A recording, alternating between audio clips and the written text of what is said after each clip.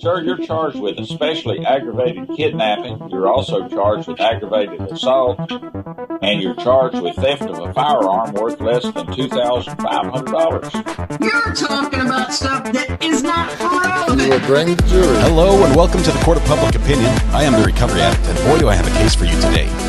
Why is the dog chewing on this guy? I think they have got the wrong guy They there. got the wrong guy, and the dog was biting him. He roughing him up quite a bit. There's a lawsuit. 9 out of 10 judges prefer watching the Recovery Addict live stream in their courtroom. The fireworks are not done. Now we're doing commentary on the case. Dati mihi Anglican por his verbis Latino. I didn't ask you to interrupt. correct? That's literally not true. Oh, for crumb's sake. Welcome back to the Court of Public Opinion. I am the Recovery Addict. It's wonderful to have you all here today. Happy Tuesday to you. Thank you for all you do, says Kelly, Tennessee. Kelly, thank you very much. 35 months makes you an OG. Leela Jones, welcome to the gallery. Thank you as well. Wonderful to have you all here. Good morning. I can't tell you how much fun I had. Well, you probably know. I was probably grinning from ear to ear all morning long, all day yesterday. So I just can't tell you how much fun it was. It was awesome. It was awesome. All right. Hey, I was in the middle of watching the sheriff's presser. Hey, sorry about that. Sorry. Yesterday was fun. It was a lot of fun. I would have liked to have been there for the action. I think we're better set up for that, but this was a dry run. Well, it was sort of like a wet run, not a dry run. But it was what it was, and I figured out where some pinch points were, how to fix them, what I need to check, what I need to change, and I'm excited for the next one. So wonderful. All right. And we had 25,000 people come through chat. So big shout out to the mods who had to deal with all the new people yesterday. I'm so sorry for that. It's like a never-ending job. It just keeps going and going. There will be more chaos. Schmoopy, I'm counting on it. Did you go by yourself? I did.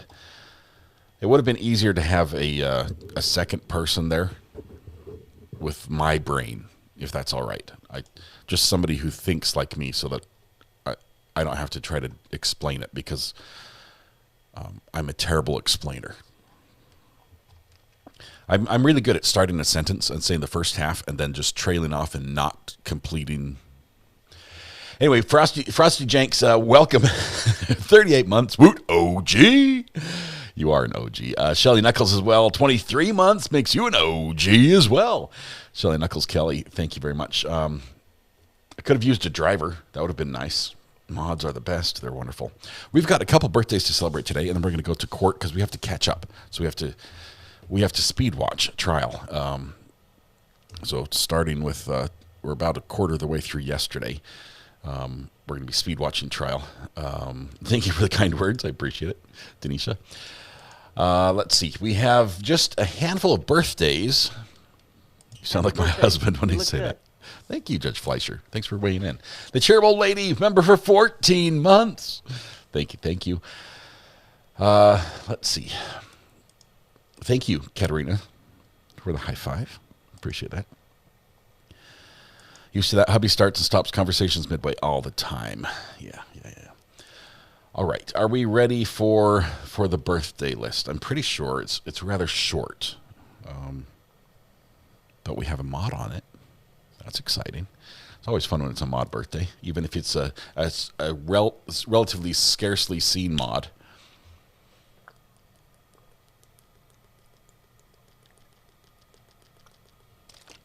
We're warming up. Hang on. All right, let's see. Trying to see who has the birthday list.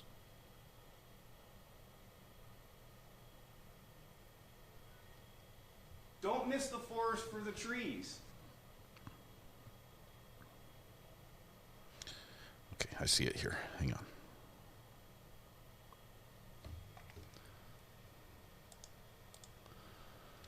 Paste. Thank you. Josh beat me to it. It was close, Josh. I was almost done. I almost had it. All right, we have Christina, Lindsay Ann, and Matthew Harris. Matthew Harris is one of our OG mods, a lawyer from Texas. He occasionally pops in, which is wonderful. He has his own YouTube channel as well, does some great content. If you ever click on his channel, it's wonderful. Let's see. WA7, Whiskey Alpha 7, Alpha Lima, Alita Lay, Christina, Lindsay Ann, and Matthew Harris. There we go. Now we've got the list. Now we can begin. Okay, so everybody, wherever you are, stand up, take a breath, shoulders back, project your voice to the back of the room, blend your voice with your neighbor, and warm up with me if you will. La la la la la la la. Let's crank that music. Lesser spotted mod. Happy birthday to you. Happy birthday to you. Happy birthday, dear Alita Lay, Christina, Lindsay Ann, and Matthew Harris. Happy birthday to you.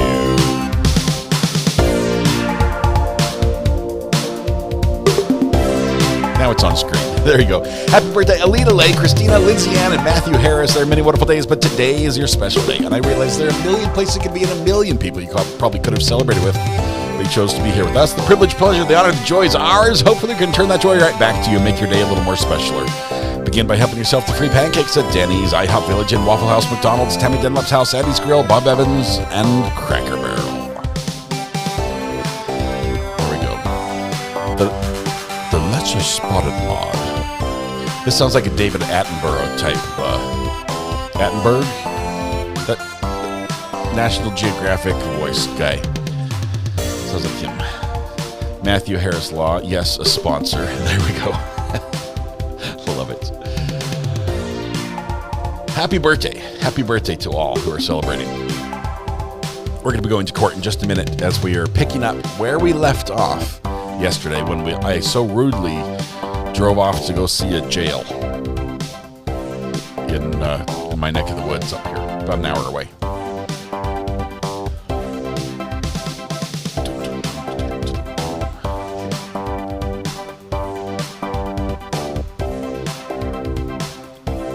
The song just goes. Party never stops. 2 mods having a birthday this week. I know. It's crazy.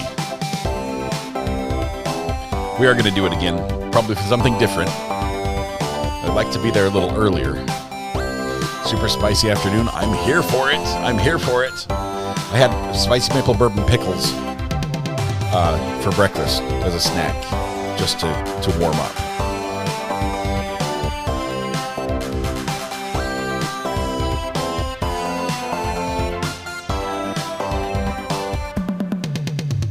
You see how I did that with one hand on both drums? I'm basically a professional when it comes to air drumming. Turn it up, says Cheryl. Turn it up with the cat on mixing the ones and twos.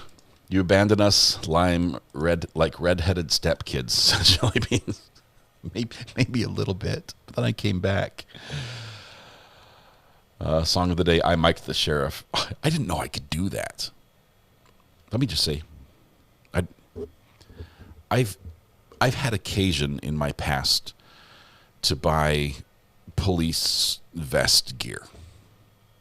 I thought it was cool at one point in my life to have like police. I'm not saying I impersonated a police officer. I never had anything that said police or sheriff on it. I might have had a SWAT shirt. But there was a point when I had, I like to buy police gear. And my budget put me right in the Temu category of police gear. And I think the sheriff's budget is in that same category. If all his gear is it's just like shedding threads all over the place. It's just falling apart. So I try not to focus on that. All right.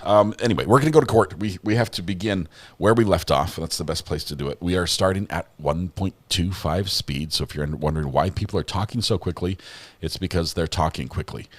It's not anything I've done. They're just fast talkers. But we're gonna jump to court, and let's see. Let's go here. Are you ready to hear the jury out? Judge says, "Are you ready to hear the jury out?" Whatever her name is. for whatever her name is. Yes, no. Yes, maybe. no. Is the state ready? Yes, Judge, if you were just, honestly, to expedite the process, we are no longer asking for the jury out. We have our toxicologist that's on the link, and we won't. If Good, she's on Zoom. a witness, we won't object. Okay. Well, if you want to be heard on your qualifications and all that. Mimi, congratulations, you won the internet. Thank you so much. I forgot to give it away. That was yours. And then if Dr. Minton is to be recalled, I don't know. I haven't heard anything. I don't really know nothing. Which means you would like notes and emails as well, please. what are you talking about? I said, if she is, so that we can get ahead of it, we would like notes and emails as well, please. What are you talking about? Emailed about what? Her testimony and her notes that She would be, as you said, offered as rebuttal. and I would like those. Raise your right hand, we'll just bring the jury in. Defense now saying, we want notes and emails. She'd be a rebuttal witness, says the judge.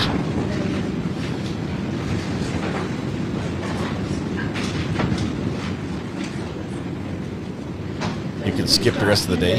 Is there nothing good today? Shut the door there. Don't let the door hit you on the Did you butt. give them earlier when we were in here all of your notes? That I had with me? Yes. I have 4 pages that she handed us. What is all of this? I just got handed this. Bernie, would you ask us to print the notes? For this witness? Yes. I thought she provided them. You wanted emails, so I. No, I didn't want emails. You asked. I asked her for notes. She gave her notes. What are these? My emails. I didn't ask for emails. These are not emails. I just got a whole stack of notes. What is all this stuff? That was you had asked earlier if I had sent her work product of what I was doing as I was reviewing the data, and that's what that is. That's what I sent to her a Hang on. long time ago prior to preparing for testimony. This was my analysis of going through the data. So she did give you notes. Sounds like a report. Let me see what you have. I don't know what you have. That's That's not, what you emailed them and somebody printed these out for me. it's not a report. There's not an opinion in it. There's not an opinion in it. Your Honor, the state removed our objection to this witness. There's an This is the objection. exact same thing that is a snip of the litigation package. It's all it is.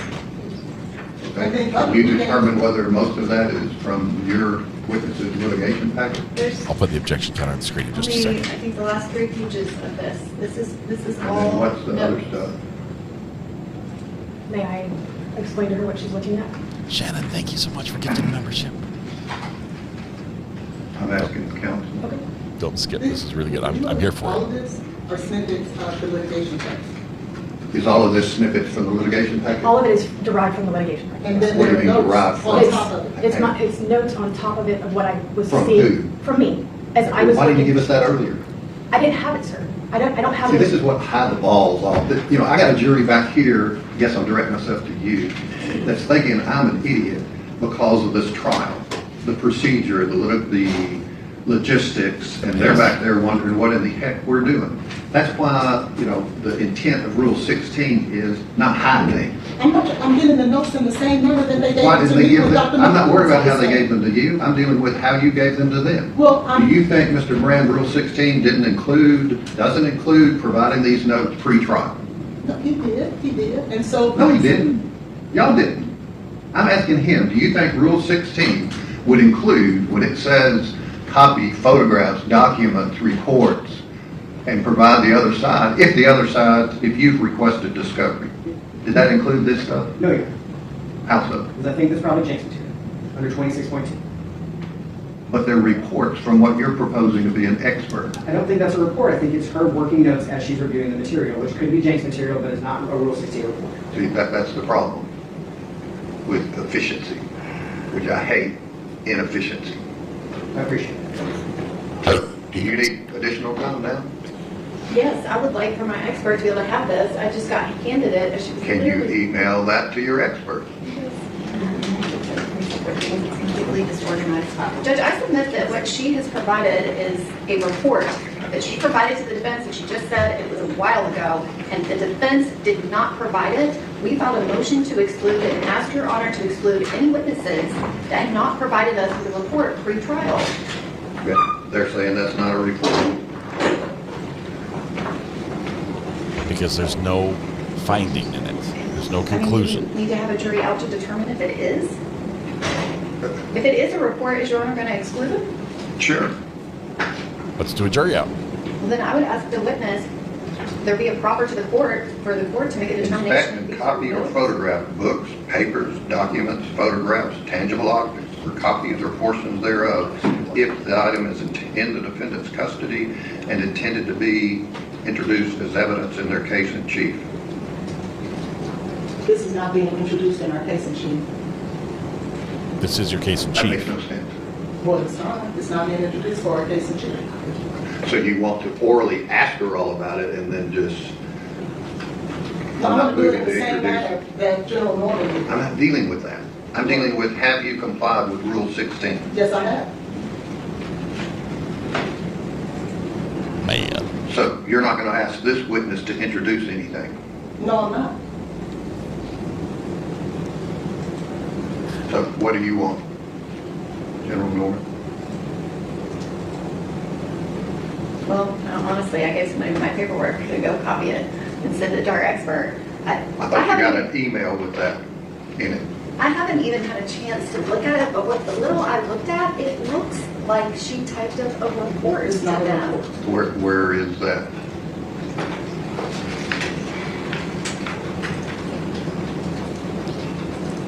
Where's the copy I gave you? Here it is.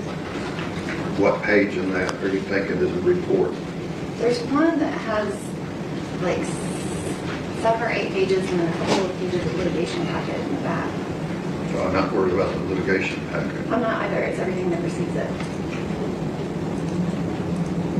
It would look like, I don't know, what, page 47, 48, what are all these notations from the litigation packet? Yes. Page 50, 51, so that's just a summary of what she's looking at. 69, 75, 81.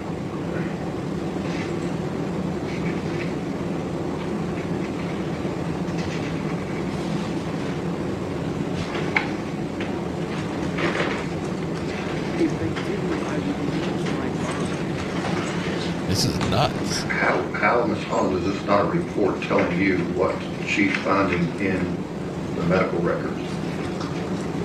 She is regurgitating what is in medical records. It is not an opinion. She's not a doctor. So then she can't give an opinion on a medical Well, record. it's saying here, And neither are we planning on introducing it.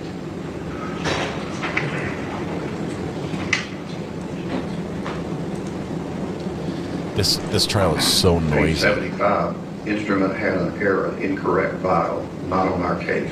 What's she reporting to you? What's in the litigation package? That is not her opinion. That is directly taken from the litigation package. Okay, what do you want to do, General Norman? Strike. Witness testify. I think the witness should be excluded. Okay, other than that, what do you want to do? I would ask the court to give us 5 minutes so I can at least have the paperwork in front of me before she starts testifying. Did you get this document through an email?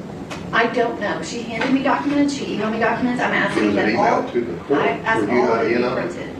I'm saying I don't think they're the same things. What she handed us and what she emailed us, they are printing it right now.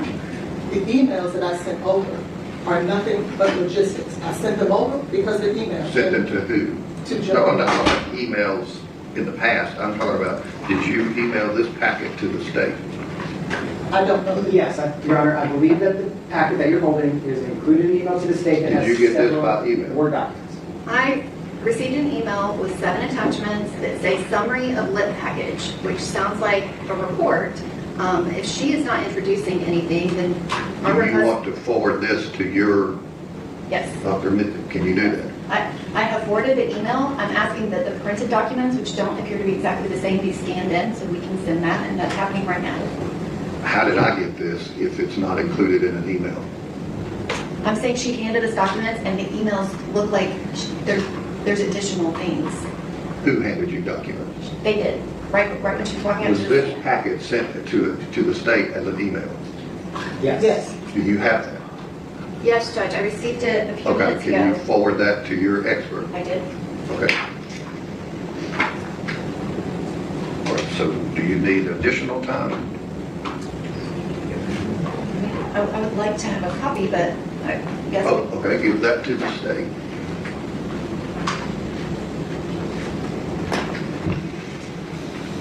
The judge hates inefficiency. This is just ticking him off. So do you want additional time? No, Your Honor. All right, let the jury step down. So defense won that round. They get their expert. There's no report. They haven't been sanctioned. There's no limits on what she can do. They won the round, but they might lose the war over it because now the judge is mad at them. He's even used the term "hide the football," which is is like a Charlie Brown-esque type thing. You know, this is when Susie yanks the ball away from Charlie Brown. You're not allowed to like. Just before they get out here, the state is going to object over testifying to anything related to any report that was not introduced as evidence in the state's case in chief. She cannot introduce NMS reports that have not been introduced. Okay. And so, These two binders? no, those are the medical records. Okay. So NMS did more testing than what was introduced in our case in chief, and I'm objecting to her testifying to any reports that were not testified to by Dr. Mitten and entered as evidence because it's irrelevant to this proceeding to talk about other tests that were not presented to the jury. Okay. Do you agree with that, Ms. Holland? I do, because we're only talking about the two. Good, then we don't have a problem. Then we don't have a problem.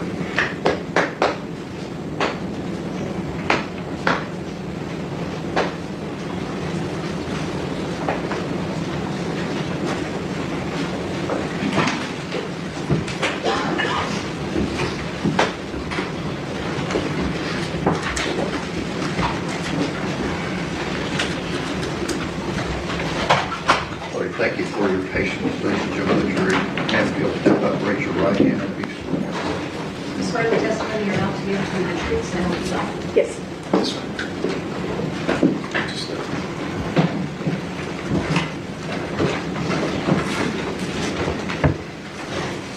I can't wait for the problems.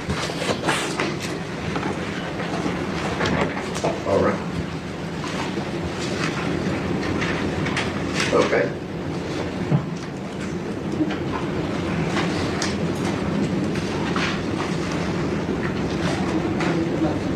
Good afternoon, Dr. Jagari. How are you? Good, how are you? I'm good, thank you. Could you please state and spell your name for the record, please? Dr. Melissa Jaguar, MELISSAGIGUERE. Thank you, Selena. And how are you employed?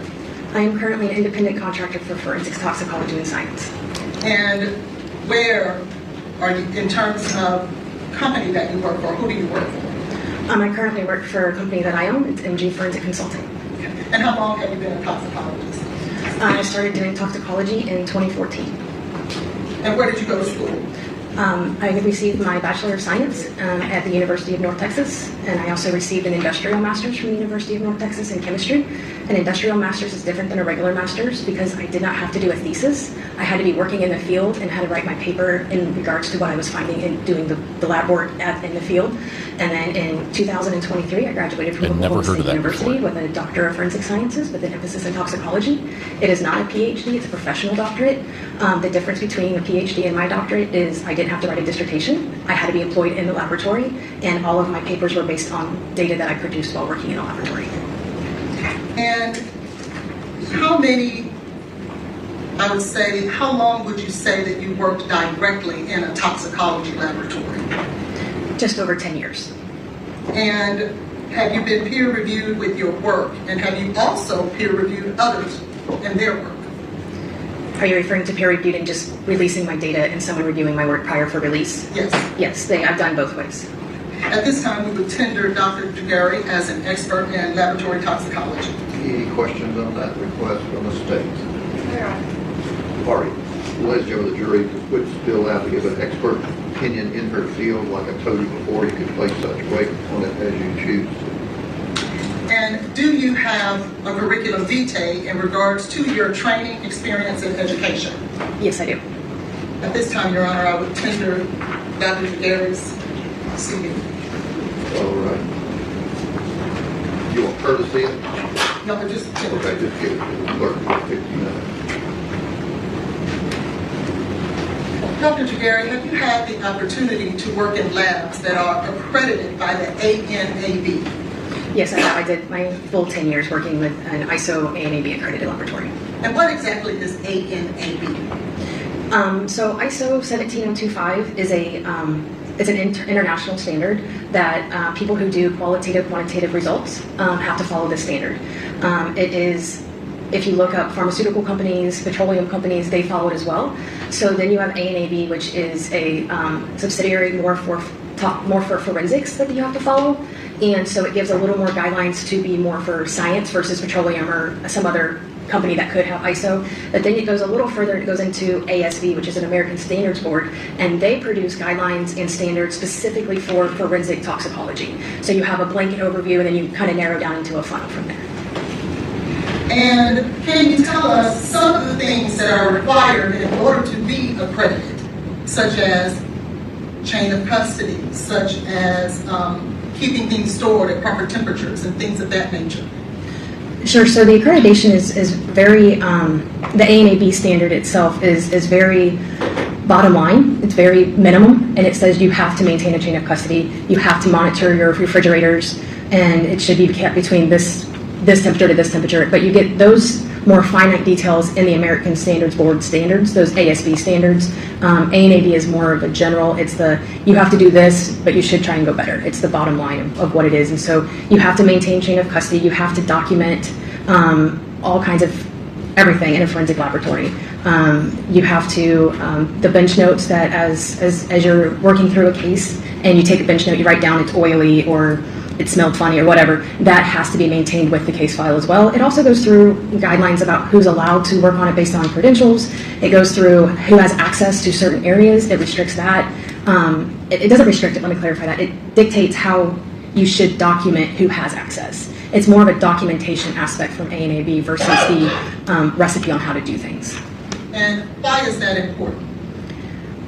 Forensics is the way I look at it, has three pillars. You have integrity, you have chain of custody, and then you have unbiased opinions. And you have that as a three-pole and a stool. If you lose one of those, then you kind of wobble and you kind of can lose the reliability of the forensic analysis that you have.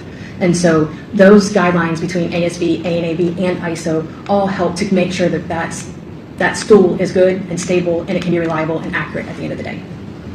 So I want to draw your attention to the NMS lab report number 231-26889. Are you familiar with that toxicology report? Yes, ma'am. Do you have a copy of that report with you? Yes, ma'am. How many reports were issued under that work order? I just have the one that was originally provided to defense that was dated 5/16 of 2023.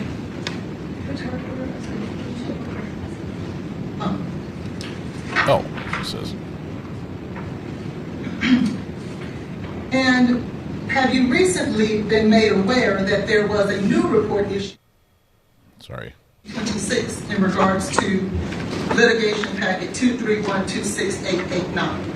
Yes, you informed me of that. I want to talk to you about whether or not when you did your analysis, well, let me ask you this first. Did you do an analysis of this particular toxicology report? I wouldn't call it an analysis in the sense of science. That's doing actual chemical extractions. I did do a review of the data. Okay. Sorry. Excuse me. I need to get with your terms. So tell me, what, if anything, did you learn after reviewing the data in regards to work order 231-26889? So when I first reviewed it, what first caught my eye was we can see at the bottom it says specimens received, so that's what I go to look at. Typically, if you're looking at anything for blood, Sorry. oh. It's not working. Just get it. Don't worry, I can use this. My computer doesn't like that. Can I switch? We're going to end up having a problem with it, so don't worry about it.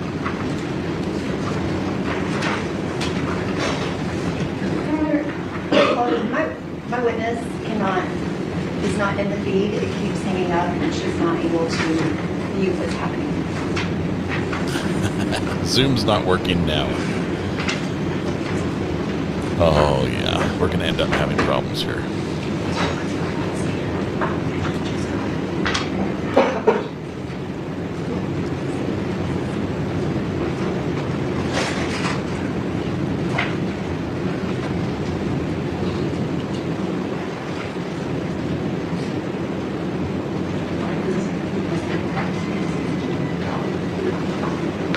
He said it's on the witnesses here that he can hear. It's not that she can't hear it, it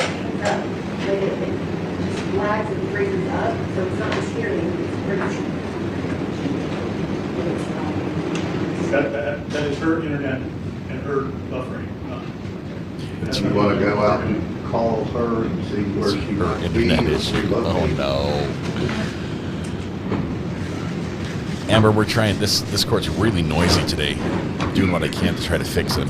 Tweaking it as we speak. Just trying to... Must be hot up there or something. It's just the vent noise, the AC, the fans are just killing me.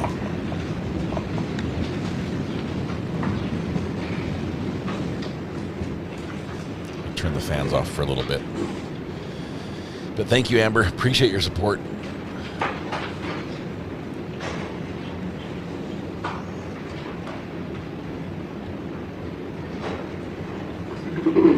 By the way, we're working through lunch. I'm sorry if you had a big lunch meeting or something planned.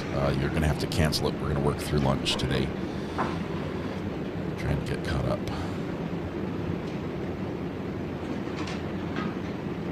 Connor, is there any way that Dr. Midday could just have an audio line? I mean, I'm happy to do it on my own cell phone. Ladies and gentlemen of the jury, if you'll step back down the hallway. Jury out. Yesterday, the heat index in Nashville was over 100. That's crazy.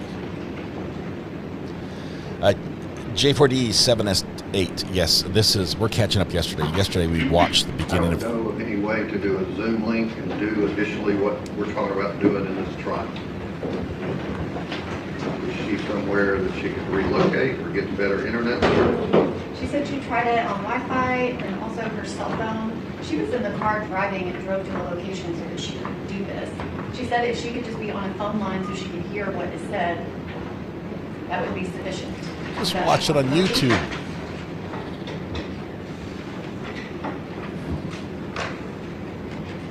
I don't know how well she'll be able to hear, but we can call her from that phone right there. As long as she's not speaking. She wouldn't be speaking. You want to come punch in her number? Call her from the phone over there.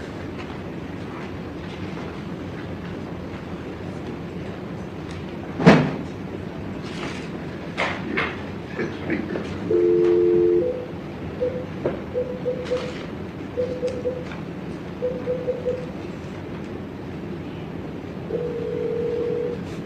You've got mail.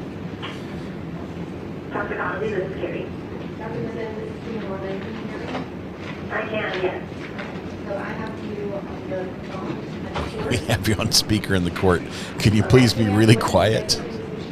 Can you hear me, doctor? Yes, I can. It's a little difficult, but I can hear you. So the witness will be even Turn harder. the volume up on all the mics. There's no volume on a mic. There's only volume on speakers. But you can turn the gain up on a mic.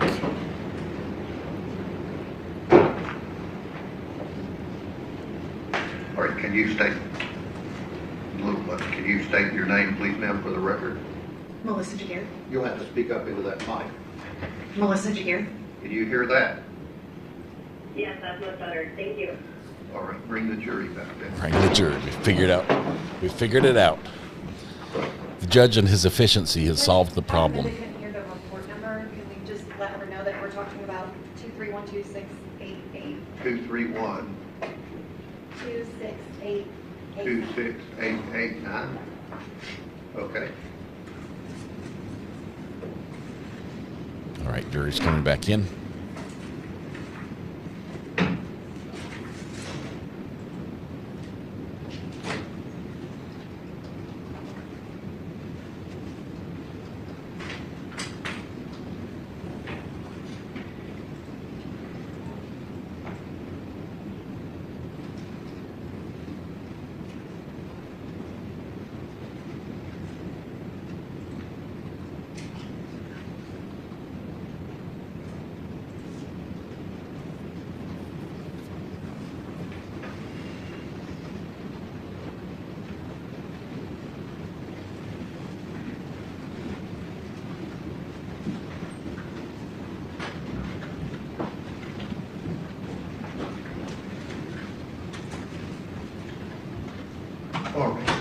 Go ahead, Ms. Hawkins.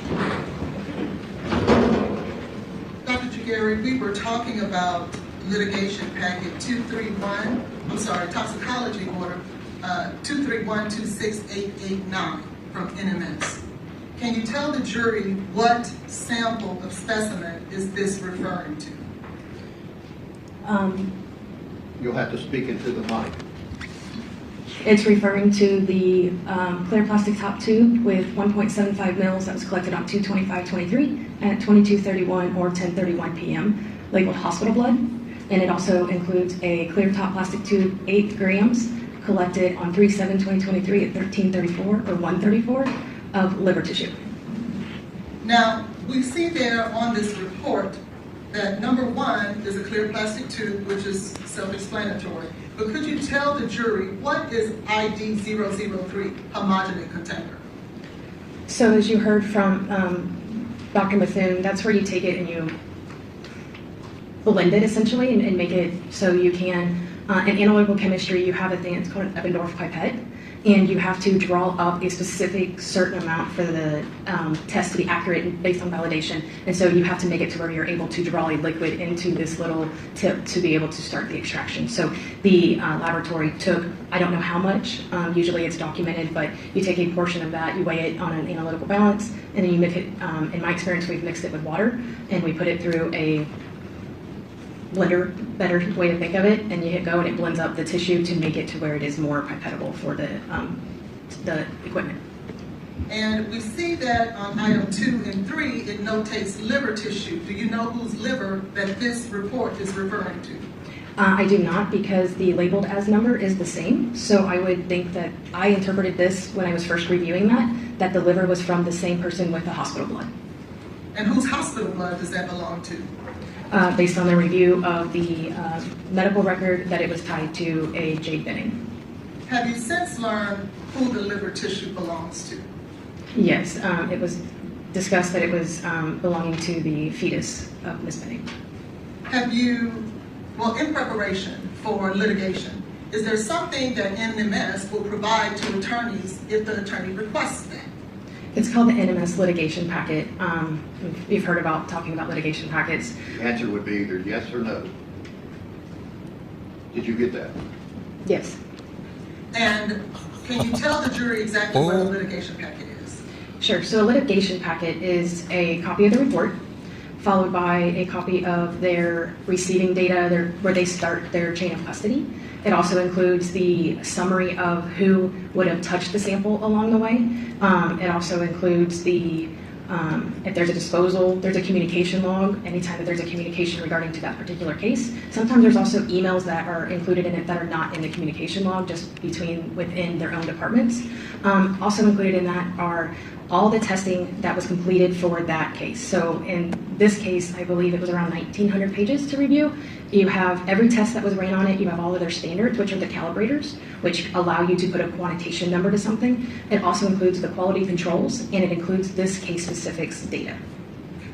And did you have an opportunity to review the litigation packet for toxicology report 231-26889? I did. What, if anything, did you find as a result of reviewing that report? That it, looking at the, and I don't have it up here, I didn't bring all of it, but the request was signed to be relinquished from the medical examiner's office on 3/31. It was received at NMS, I believe, on 4/4. With any kind of blood sample or even just tissue, anything that's biological, it needs to stay refrigerated.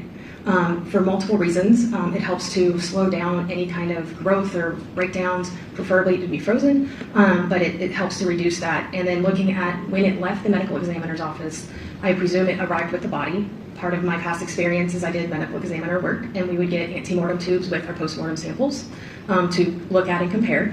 And when we would get that, they would be multiple tubes to choose from.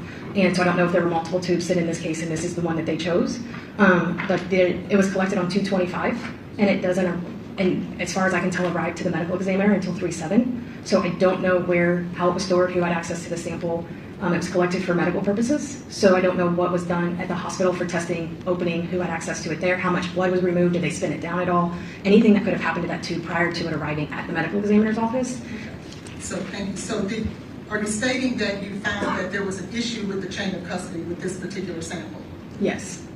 And the medical records also state that they couldn't identify a chain of custody, which is why they contacted the PD to have the PD come draw their sample to establish a chain of custody. And that was after the sample. So did you ever find in your review of any of the materials, anything that could establish a chain of custody that would be sufficient, in your opinion, in regards to the ANAB standards? The laboratory maintained a chain of custody, and that's where the chain of custody started. What about previous to the time before it got to the laboratory or arrived there? I don't believe I've had any documentation for that. Was there anything else that you noticed about this laboratory report that you found issue with? I notated that there was no seals on the tubes when they arrived at NMS.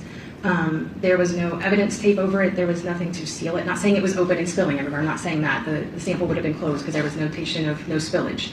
But there was nothing over top of the tube and a date and an initial to make sure that it hadn't been tampered with or had anyone had access to it prior to it arriving to the laboratory. Is that something that ANAB requires of an accredited laboratory?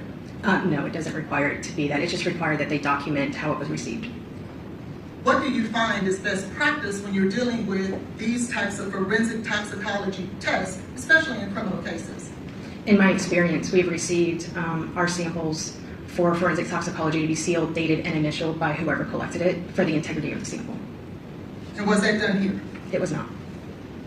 What type of tubing was the blood or the vial of blood? What type of tubing was it packaged in? It was in a clear plastic tube, which would have no preservatives. So if there was a dirty collection, meaning if they didn't have the site cleaned and some bacteria got in, there's nothing to even slow down bacteria growth or bacteria formation. And there's also nothing to slow down or retard any of the degradation of any of the drugs that would have been present. Are there, if you could educate the jury, and we've all had our blood taken before, are there different types of tubes that are utilized to preserve whatever the sample is, whether it's blood, urine, whatever that is? Are there different type of tubes for that purpose? Yes, there's different color top tubes. Ones that I'm familiar with from working in the laboratory, we saw tiger top, we saw blue top, purple top, and those are all unique to the medical field of what they're looking for to test. So each of those have a different preservative in them depending on what the medical need is out of that sample. The most common one used in forensic toxicology is the gray top tube because it has potassium fluoride or potassium oxalate and sodium fluoride, and both of those help to slow down or retard the formation of bacteria, as well as help to preserve the blood specimen as best that it can. Now, was this sample actually preserved with the proper tubing? Not for forensic testing. So did you find that as a result of the issues, well, let me ask you this, were there any other issues that you found with this particular vial of blood?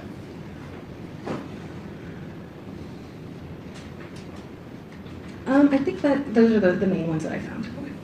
At some point, were you able to ascertain the levels of concentration for this particular vial of blood in terms of what it was looking for? What exactly was this test looking for in regards to this toxicology report, I should ask? So it was looking for cocaine in the products, which is what it's listed as, which is the cocaine and the metabolites.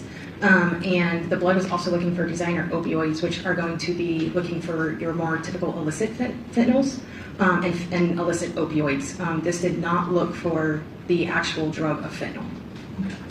And so are you stating that where we see the testing designer opioids, that does not include fentanyl? It does not.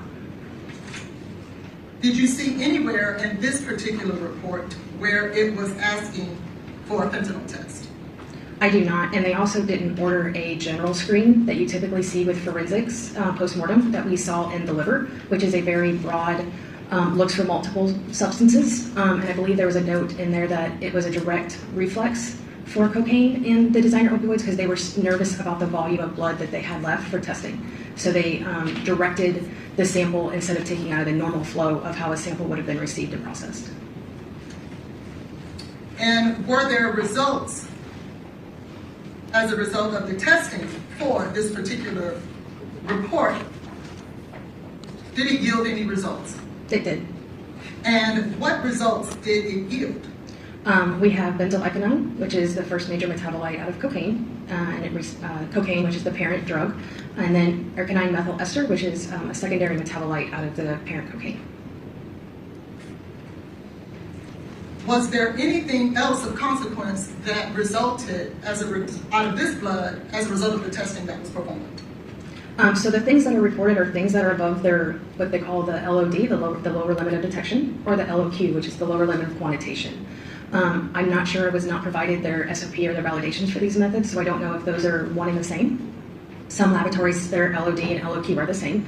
Then what that means is that the instrument cannot look below that quantitation level or that limit of detection and be reliable. And so I don't know if that included that, but in my review of the data, I actually did find that there was some of the metabolites that were present that were just not above the reporting limit, so it wasn't reported, but there was presence of an indication of in the data. And what exactly did you notice that was present in this particular report that was not reported? So in this, it would be the item number is 1A1, and I can identify it because it has a 001. So if we go back to the first page and we saw that the clear top tube had 001 in front of it, that is, as I review the data, everything that I find that has 001 is tying it back to that specific item. So I'm not mixing up that with the other liver item or their homogenate. And so I was, there is presence of cocaethylene in the windows. And if it's not there, then the window should be just a flat line. There should be no coloring of the little mountains or peaks in there. But the, is this? No, that's 285. I apologize. That's okay. Let me make sure I have the right one. So, did you find, in fact, cocaethylene in that report? I found indication of. I will also say, though, that the, if you'll pull up, so I can, up or down, sorry. Over to the right, that's the comforter. Okay. And so the iron ratios, though, on this are out, however. And what that is important to also note that even though it is in the window, the ion ratio is out. So it was below the reporting limit, and it had another criteria that was also out for the reporting limits. But this was a very low sample, and it was very, I don't know what all had happened to it prior to, so if we would have had a full sample, I don't know if those ratios would have been able to be in, because I would have had the full sample instead of having stuff removed, because I don't know what the hospital took, and I don't know what the hospital did to that too prior to it being there. Okay. And so did you in fact find a notation or an indication, if you will, of cocaethylene? Yes, it is present in both windows of the, there's a transition, you have a main transition and you have a second transition, and it looks at, for lack of better understanding, you have my water bottle as one transition, and you have this cup as a second transition. You look at this ratio of the height between the two, and that's what it's talking about the ion ratio. That ratio needs to be consistent to call that drug. But just because it doesn't have the ion ratio, it should lend to further testing to look and see if it is actually present or not. Okay. Would this be the correct? No, that's 183. Oh, okay. Sorry about that. So, but you can tell us that it was in fact an indication of cocaethylene in this report. There's indication in both windows, yes. Now, you stated that the ion ratio was out, is that right? Yes. And so how can you then tell this jury that cocaethylene, there was some indication of it? The ion ratio being out doesn't mean that the instrument didn't see the analyte. The instrument saw the analyte and was able to generate a indication or a peaks in the window. If it wasn't there, it wouldn't have a peak in the window. Okay. And did you in fact see a peak in the window in this particular testing? I saw indications of yes. Okay. What does that tell you in regard to whether or not cocaethylene was present in the blood of Ms. J. Bennett? As I said, it would just draw me to do further testing. With the ion ratios being out and below the reportable limit, it would definitely cause me to run the test again, see if you can do microing, you can pull it down and reconstitute it and make it at a stronger concentration, and then rerun it and see if we would be able to obtain a value or not, to prove if it was there or not. So if I draw your attention here at the bottom of page 3 of 4 of this report, do you see where it states cocaethylene here? Yes. And is this a confirmation test? Well, we're looking at the liver. You need to move up a little bit. Sorry about that. Okay, yeah. Okay. So this would be a confirmation because we can see that it's the liquid chromatography tandem mass spec, and that's where we're able to get the 2 different windows to see the transitions based on the instrumentation selected here. If this was a screen, it would have been an ELISA or an immunoassay type test. So before they move to a confirmation test, what type of test do they perform first?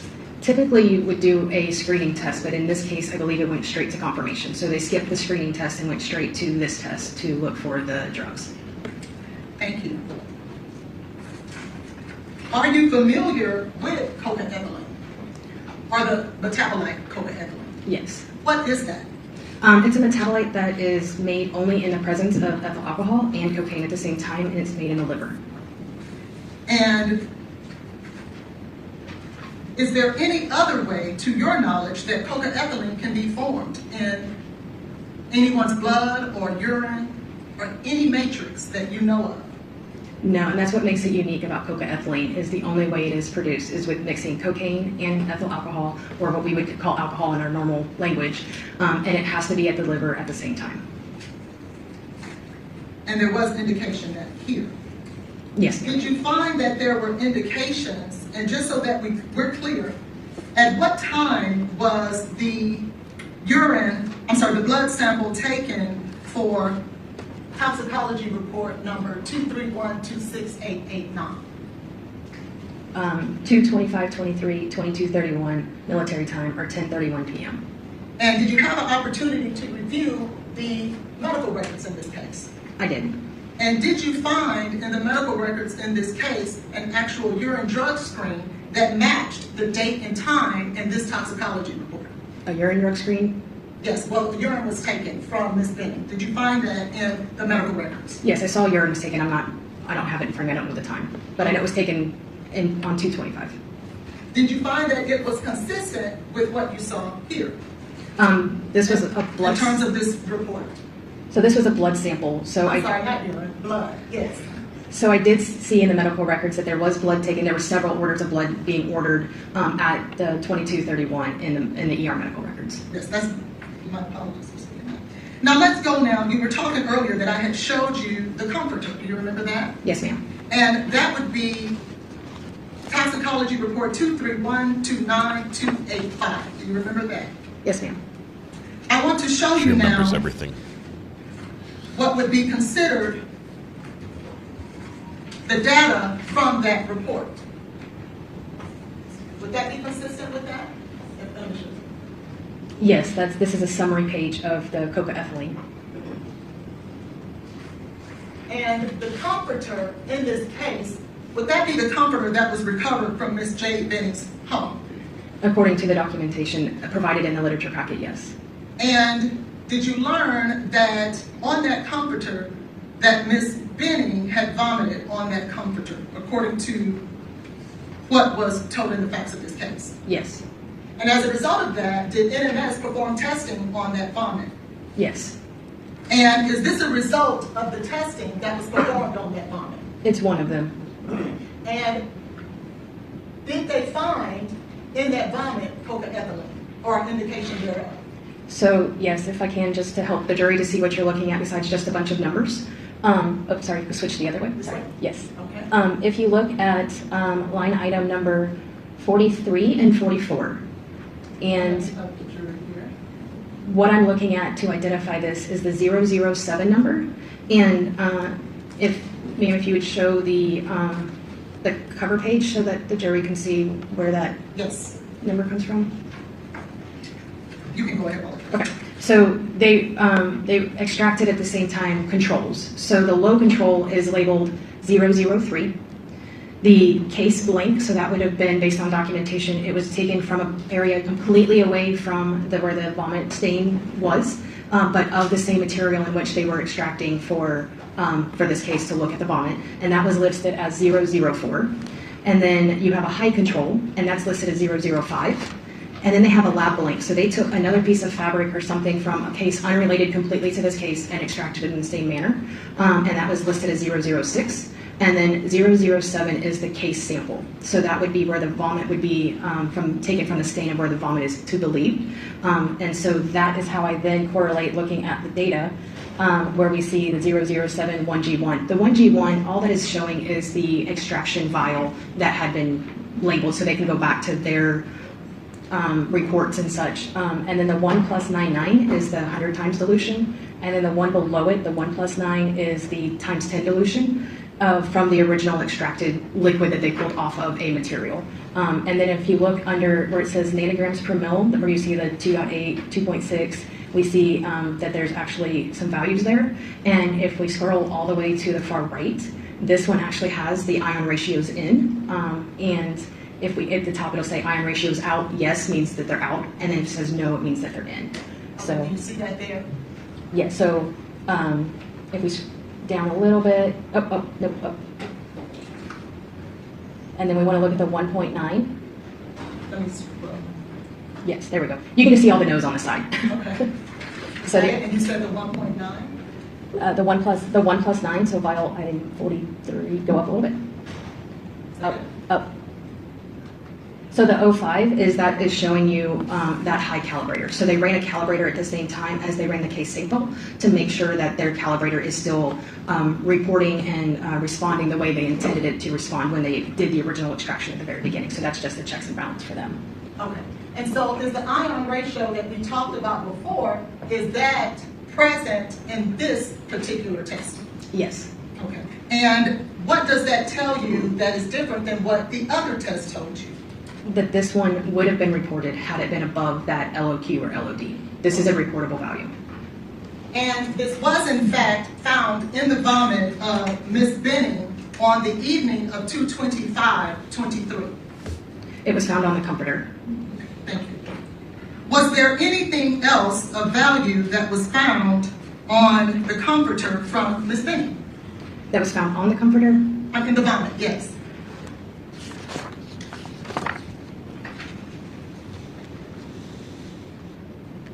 No, I think that was it. That it was there, but it's below the reportable limit, and so it wasn't reported. And what exactly would that have been that was there but was not above the reportable limit? And that was the fentanyl as well. And so the... Is this you're looking at the number here? Yeah, so 007, so that indicates us that that is the case sample. We're not looking at a blank, we're not looking at a QC. And the 1+1 is a dilution of some sort that they're doing. I'm not sure what the dilution is, other than because they had to extract it from a solid material, probably into a water with some steps that they did. And then if you see the two windows on the top where it says fentanyl quant, the two on the left is the deuterated internal standard. So that is something that was put there to know that the instrument is responding correctly and is doing what it's supposed to. The two on the right under fentanyl quant is the sample of the unknown. So if you look at the one that's below it, it's hard to read because it's blurry. It says norfentanyl quant. That second one, how it just has a squiggly line and there's no actual peak there, then that's not there. But if you give us a minute to see if we can fix it so that you can.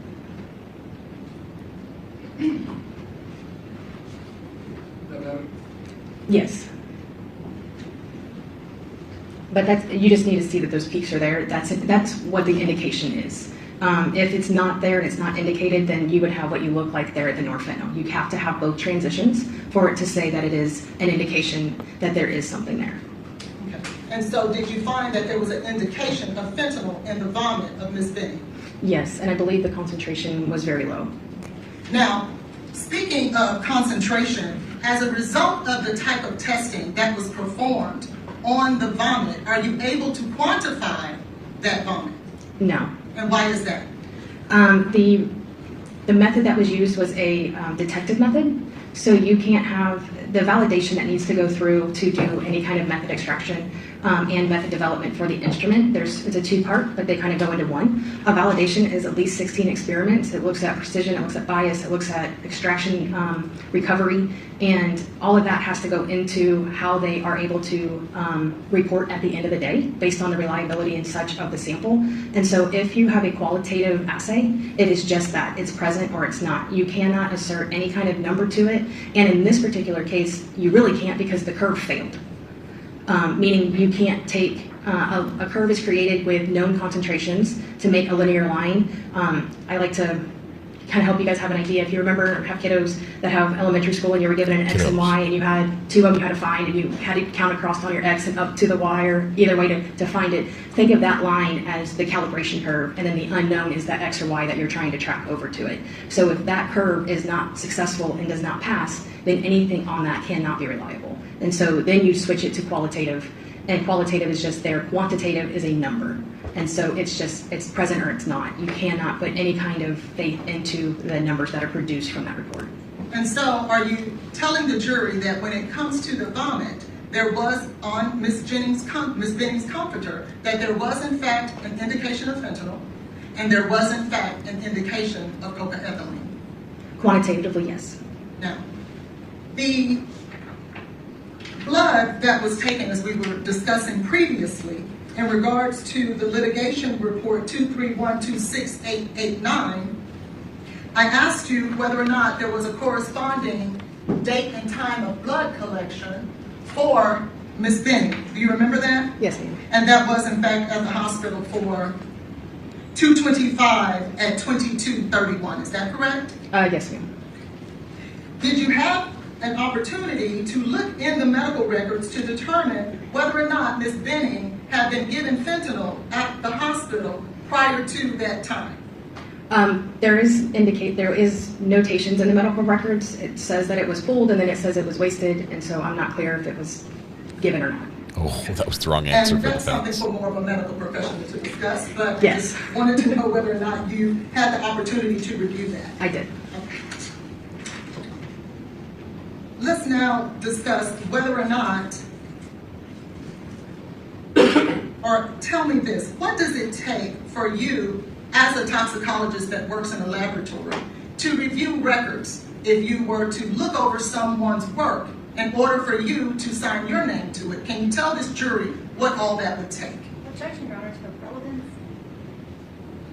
Marisol, I'll overrule the judge. Go ahead. So in my experience working in the laboratory, we've had people leave and had to review their work and whatnot.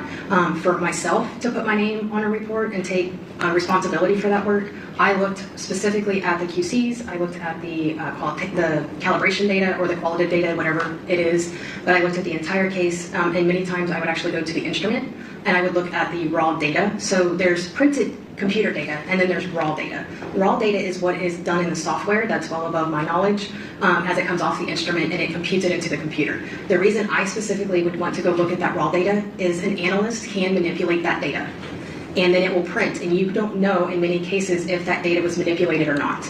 So if I'm going to be putting my name on that paper, I want to make sure that that data is true as it is on the computer. I want to look and make sure that the entire batch had consistent results. So when you look at the lit packet does include the calibration and the controls, but we're only getting a snapshot of just this case. In many of these samples, there was hundreds of cases ran at the same time. So if you take a 35mm film strip and you take out one picture, but what happened before or what happened after it, if I'm putting my name to sign out that case, I want to know that everything was before it, there was no problems with the instrument, there was no delays, there was no other issues, and correspondingly after it as well. And so it takes time to go through that data. Even doing this for 10 years, it still takes some time to review all of that. And did you have an opportunity to look at the litigation packet as it relates to the litigation packet we were speaking of that ended in 889? I did. Do you remember how many pages of documents was that litigation packet? I believe this one was around 1,900 pages. 1,912. Do you remember that specifically? Yes. Okay. And in your opinion, in order for an analyst to be able to review 1,912 pages of data, how long would you say that that would take? Just to review the lit packet and not look at the entire batch would take a significant amount of time. Okay. What would be a significant amount of time? To tell you, it took me almost an entire day just to go through just the lit packet myself and to look at everything and look at the controls, look at the responses, look and see if there's indications in the windows, and look at the entirety of just the lit packet. That's not looking at the entire batch. And would you believe that you would be able to look at 1,912 pages in a fashion that you could sign off on it as having reviewed it in its entirety in less than 55 minutes? Me personally, absolutely not. Do you know of any situation in your experience as a laboratory toxicologist, with all that you know that it requires, any situation where that could be done based on your opinion? It would be difficult to do a thorough review before putting a name on the bottom of it and taking true ownership of that data. Now, let's say that It's attacking the state's expert. there was another packet that you needed to review, and that packet was over 2,600 pages. Given the same example and having to review both of those packets in less than an hour, would you believe that that would be possible? Not to review the entire litigation packet and to do a thorough review of it. Can you tell this jury exactly how many people actually have to perform testing in order for a toxicology report, let's say for 231268889, the one that's 1,912 pages, how many people perform tests in that litigation packet? For NMS specifically, because every laboratory is different, NMS specifically, there was, I believe, 4 to 5 people who handled something in the preparatory of that sample. So from my understanding, I don't work at NMS, but from doing review and talking to colleagues that work there, it starts off with one person who receives the package, and then it goes to another person who does an aliquot. So it's a big science word. An aliquot is a sample of the whole. So if you think of a piece of pie, and you take your slice of pie out, you've taken an aliquot of pie. And they then put the rest of it aside, and I'm guessing so it's easier to maintain and move through. Doing 130 samples in one batch is significant a number of tubes you would be having. And then it goes to another person who preps the sample, and then it goes to another person who does the extraction for the sample, and then someone puts it on the instrument, and then someone reviews it coming off the instrument, and then it goes to the review person after that, and then it appears with Dr. Methune to release the report to the customer at the end. So it goes through multiple hands along the way. I want to show you an example of both of those packets that I just discussed with you about the review of those packets. Can you see these packets here, or do I need to move them over there? I can see them. Okay. And so,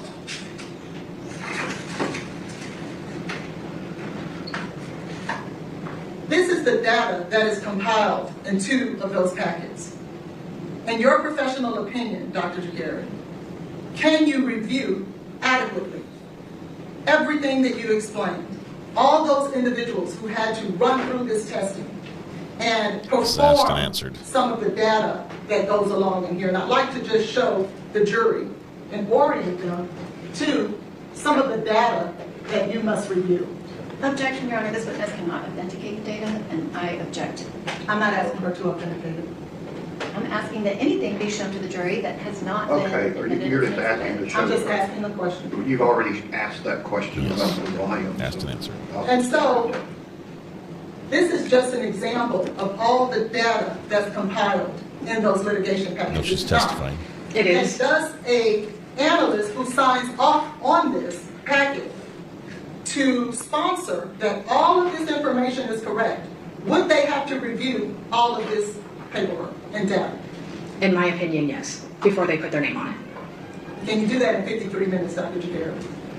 Not unless you're a speed reader. Thank you. I'll pass the witness. Not unless you're a speed reader. Well, people are speed readers. Plus, the state's witness says, I'm very familiar with this packet. I was working on it for an extended period of time before I was asked to do the analysis. Yes, Judge. Because of the circumstances, can I have just 5 minutes? Okay. You'll step down the hallway, ladies and gentlemen. We're going to zoom ahead.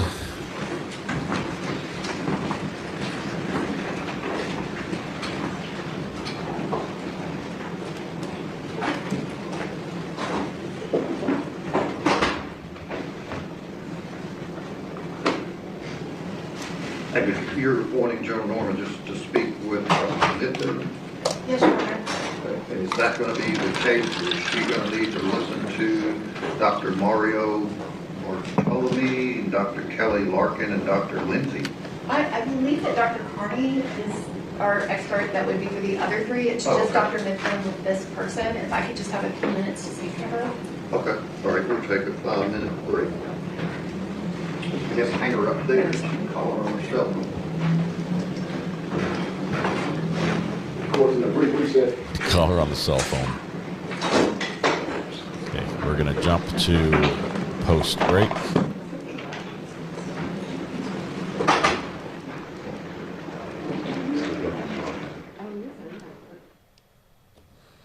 All right, let's see if we can jump here.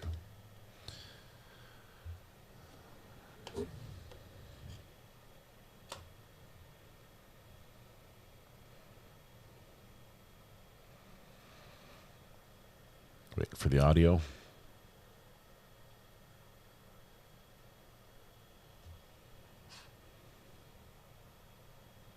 Oh, I need to go to 6. Toxicology, this is Gary. Dr. Mifflin, can you hear us? Yes, I can. Thank you. All right, let the jury step back. They're done. The state's talked to their witness. Got whatever questions they need answered or asked. They got from their expert what questions they have to ask to the defense expert. Would they be exhibits? No, they're already part of the Introduced. I gave it to Ms. Pendleton. Yeah, but there was one for the hospital, but I didn't get that. Oh. That one was actually the hospital urine, not the blood. Okay.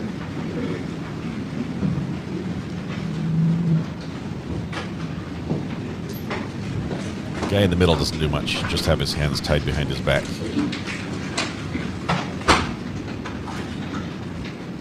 No, no, see. Don't touch anything. This is the, I didn't show you this. This is the I didn't show you this what? So you asked her about something, but you don't have that paperwork? My witness answered my question. He didn't answer yours. All right, are you needing something, or are you ready? Oh, that's spicy. Okay. So you asked her about something, but you don't have the paperwork? She says, my witness answered my questions. She can answer yours. This is feisty. Sorry, can you announce your name?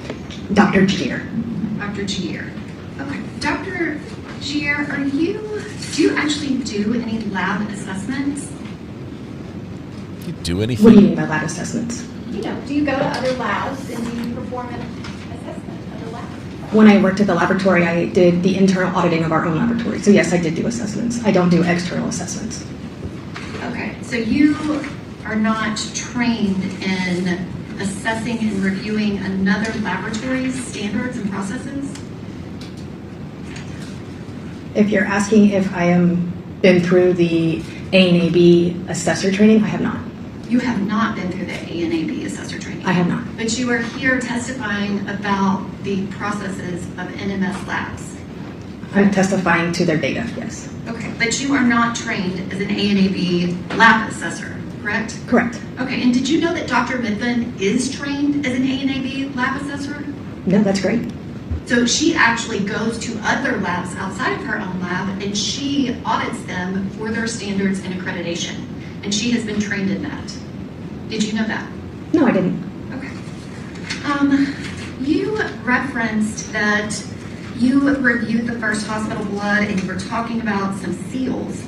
In your notes that defense counsel provided just before you testified, your notes under the report from Forensic Medical 2312-6889, you list what samples were submitted, and it says blood, in parentheses, jade, liver, in parentheses, jade, liver, in parentheses, baby. These are your notes. Can I see that? Because I don't have a copy of that. Sure.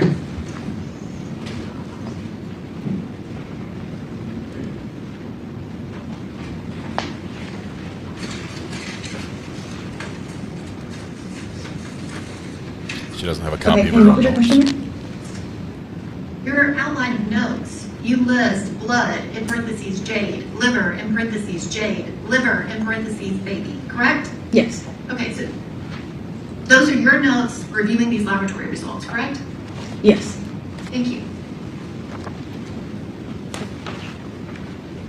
So apparently you are not aware that Jade's liver tissue was not submitted for testing, correct? No. When I made that you're referring to, that was my work product. That was just stuff as I was looking at it, and I didn't know if that was Jade's or if it was the baby's, because there's two listings for the liver. There's the homogenate, and then there's the liver. So I didn't know what was what at the time when I made that list. I had since got clarification, and that is an older work product that I had. So that was not updated prior to my testimony for today. You didn't update it when it was clear that it was only fetal tissue that was submitted. It was documented in multiple different places, but you didn't notice that. Going on to your comforter testimony, which again, you are not trained in any type of assessment or another lab, but would you at least agree with Dr. Mithun that reviewing data from your own lab is a different process than reviewing data from an outside lab? Would Yes, you it agree can with be. that? It doesn't take as much time because she is familiar with all of the NMS processes.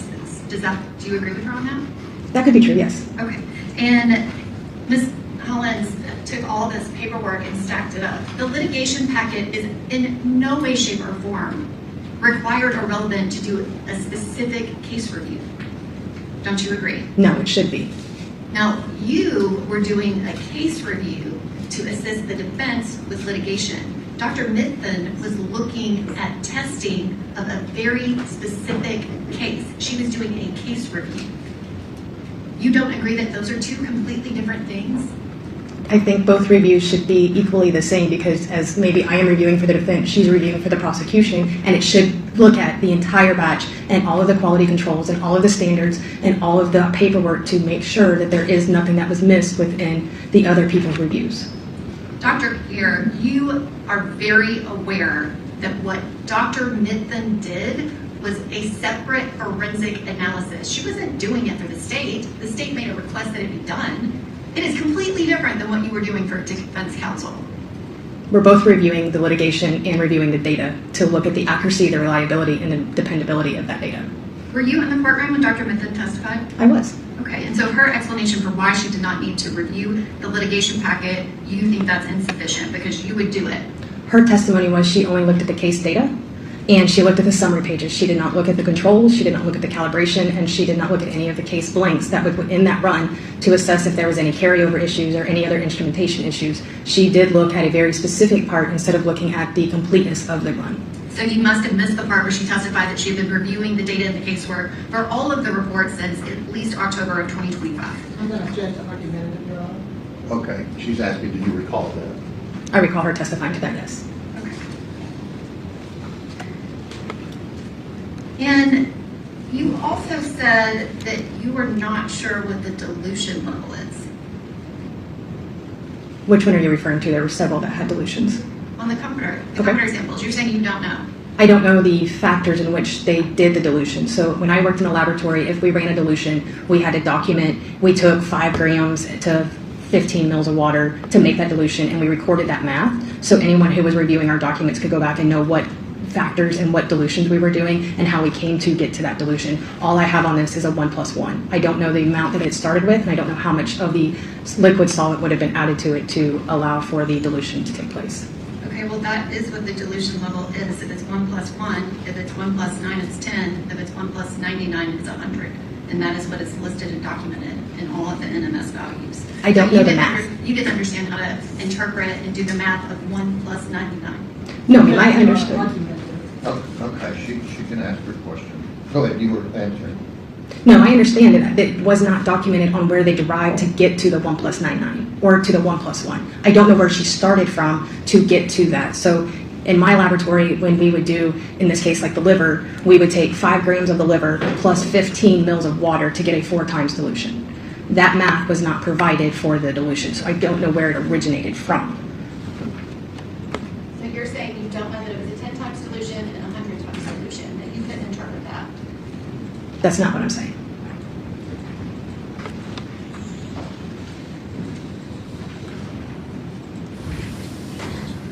Everyone, deep breath, deep breath. Breathe, okay. Retract the clause. I wanted to just clear something up real quickly. If you remember, Try PayPal, I asked Ayden. you See if that originally, works. were you aware of who the liver belonged to? Do you remember that question? Yes. And what did you say? Originally, I did not. And why not? Because of the way it was written on the submission form and the report, it had the same medical examiner number. It was later on that I learned that it may have been maybe marked wrong. It was the liver of the fetus, not of the decedent, as it appears on the report.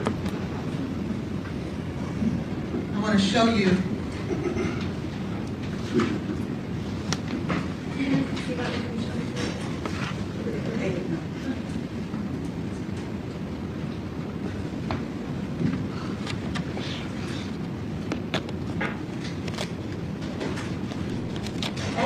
As it is listed here, does it say who the liver belongs to here?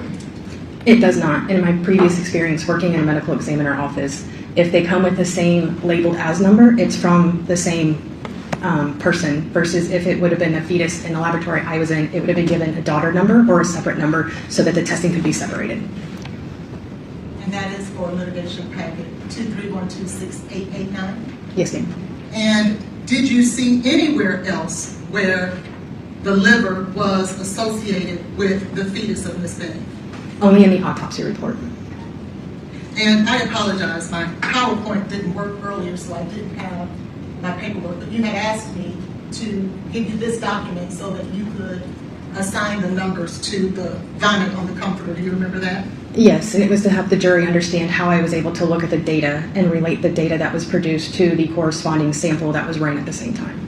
And So, is this the data that you were speaking of? yes, so if you see where it says sample ID in the 003 and the next column labeled as low control, and then it has the description of what that control or that item is, that's where I was using that report to look at the data to correspond the data to the appropriate item number. Okay. And if you were to turn to the next page, because you were citing 007. Yes, and you see where it's created from the fabric of the area with the visible stains, and it's labeled as the case sample. Was there anywhere else on the comforter outside of the vomitus where fentanyl was found? Yes, it was found in the case blank. And would that be 004?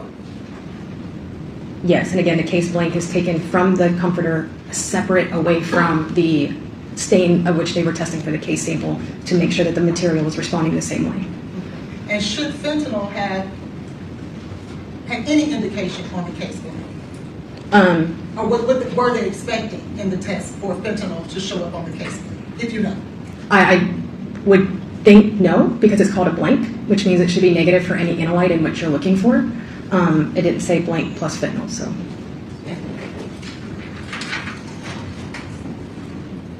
Any other questions? Just briefly. Okay. Again, Doctor, you were here when Dr. Mitten testified, correct? Yes, ma'am. And she testified about fentanyl being found in a very low number across the fabric, and she talked about the fact that that was kind of noise an issue, and it did not mean anything. The level was so low. Do you recall that? Actually, I think her testimony was that it was present and that it wasn't the noise because she saw both of the peaks in both windows and the ion ratio was in. And she said there was absolutely none of it in the vomit, but it was something that showed up across the entirety of the fabric. Do you recall that? I don't. I believe her testimony was that it was My question was, do you recall that? So you're saying No. you don't recall that that was her testimony? Not that that was her testimony. So she already testified about this, but you do agree that when you are looking at any of these levels, and you've talked about different levels without giving a ton of specific information, but it is a multi-point inspection. It is not just saying one value, one peak. You have to look at multiple variables that have to be present before it can be reported out. That's the entirety of the standardization and accreditation process. Object to counsel testifying? Is there a question? I asked her if she agreed with that Okay. statement. Go ahead. Do you understand the question? No. No. You don't understand that when you are looking at Sorry, lab values or a peak, It's that it is spicy. a multi-point inspection. You are looking at multiple variables, and you have to have multiple things present before you can report out that it is a substance that you are finding. That is part of the standards and the accreditation process. If you report it when you don't have multiple variables, that would not be standard process, and your lab would not be accredited. Do you agree with that? I agree that there are multiple facets that need to be met for a and a like to be reported, and that's what the validation process covers. But there also... Sorry, we're stuck. We're waiting for the audio to come back. It also has both transitions in both windows, and I believe her testimony said that it was present in the vomit. Well, actually, the standards are part of what's in the litigation packet, which is part of the reason Dr. Minton doesn't need to review it, because she's familiar with the standards of NMS. So you didn't review the standards of NMS laboratory, is what you're saying? They weren't provided in the litigation packet, ma'am. I don't have anything else. Hey guys, there's a barricaded suspect 16 minutes from my house. Thank you for your time.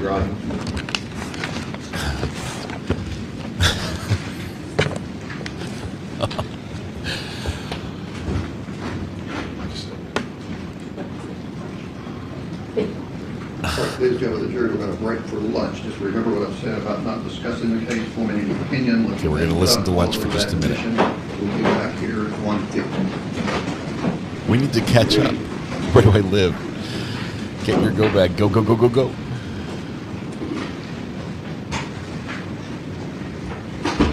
Let's do this. It's 16 minutes. I can practically walk there. What's with North Carolina? Okay, and Ms. Holland, you said the other three experts or doctors that are listed here will be testifying, and then what about the other 1, 2, 3, 4, 5 people? Sorry, I'm not showing you this, huh? Sorry. And then, I'm sorry, we'll have three doctors. There's going to be a hot mic here. And then we need to read into the record the deposition of Alyssa Smith. And then also we would have our forensic telephone digital person. Excuse me? Our forensic digital person. Who is that? Eric Devlin. A digital person? And you provided a report from Lena Gill. We don't have anything from Eric Devlin. As soon as he was going to testify to the report from Lena Gill, but from where? Lena Gill, but she's not testifying, and so we will provide the report from Mr. Devlin. You have the report from Lena Gill? I have a report from Lena Gill. Okay. I do not have anything from Eric Devlin. Well, they're going to have a surrogate witness. And I'm going to potentially object, but Okay, they're objecting to Mr. Devlin. Why is that? He was noticed as an expert. in video surveillance is what we were told. He's a digital forensic expert, and we provided the CD. Okay. You're wanting him to testify about what? The telephone, Ms. Bennett. What I'm telephone? sorry, Ms. Bennett. The Ms. text? Bennett's telephone, yes. Judge, I would ask for a jury out before they submit text messages to be introduced. The ones in the report. Are you talking about the ones that have already been introduced? No, these are others. Yeah, jury out for that. From the time period that we are allowed to be constrained. About what? So the state has put on evidence. About what? It will be about Ms. Benning dating other men. It will be about Ms. Benning's involvement with drugs. And it will be about Ms. Benning's involvement with drugs during her pregnancy.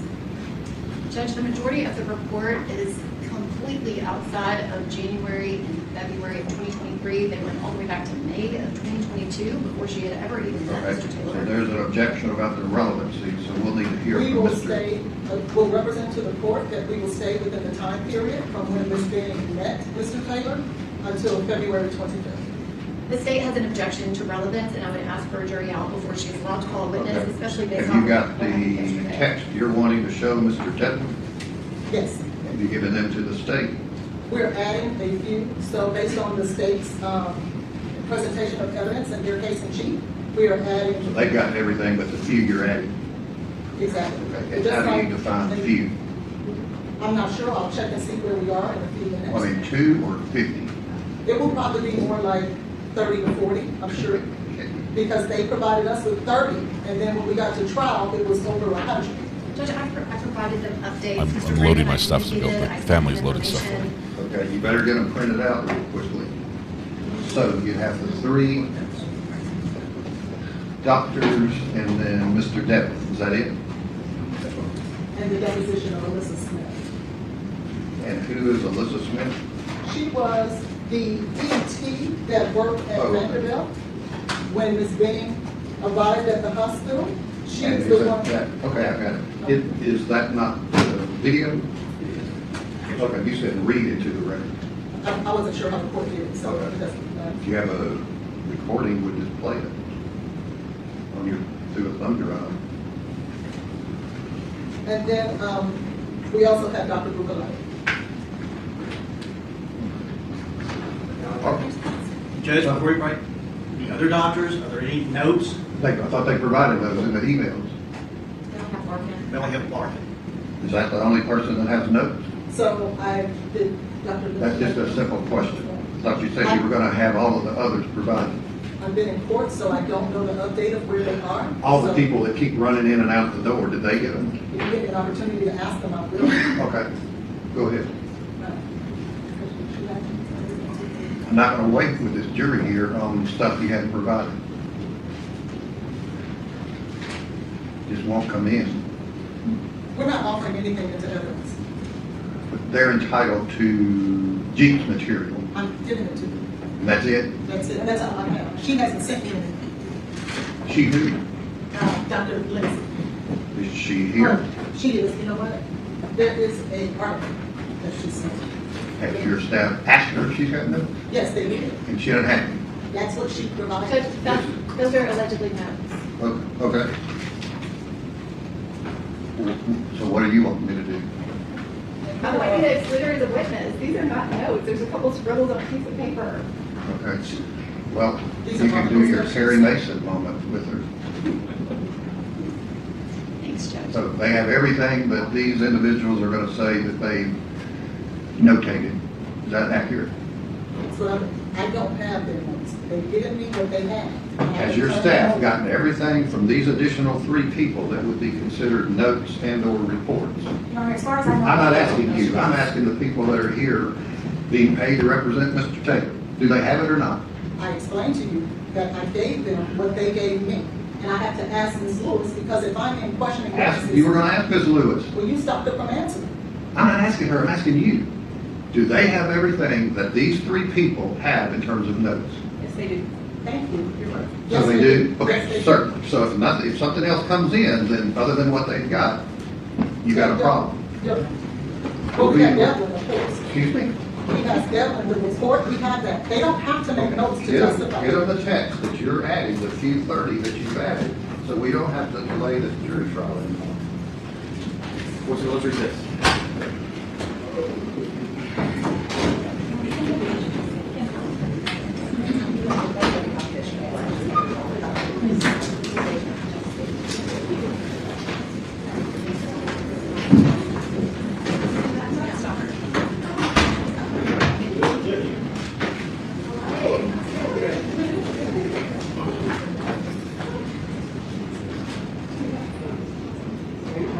All right, we're loading up as we speak. So we're going on a field trip. There's a hot mic here. I don't think I can stick around for it. I apologize. 60 minutes away, we've got a incident happening. Barricaded suspect. So we'll see you in a bit. We're gonna run.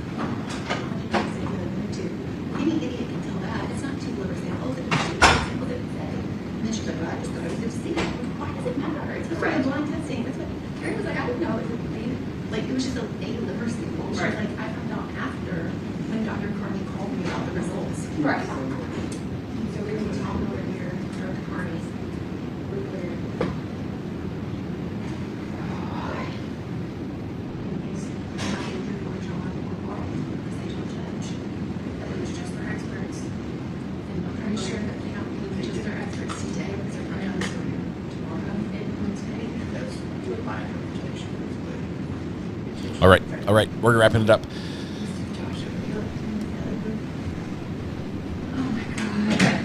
Oh, jeez.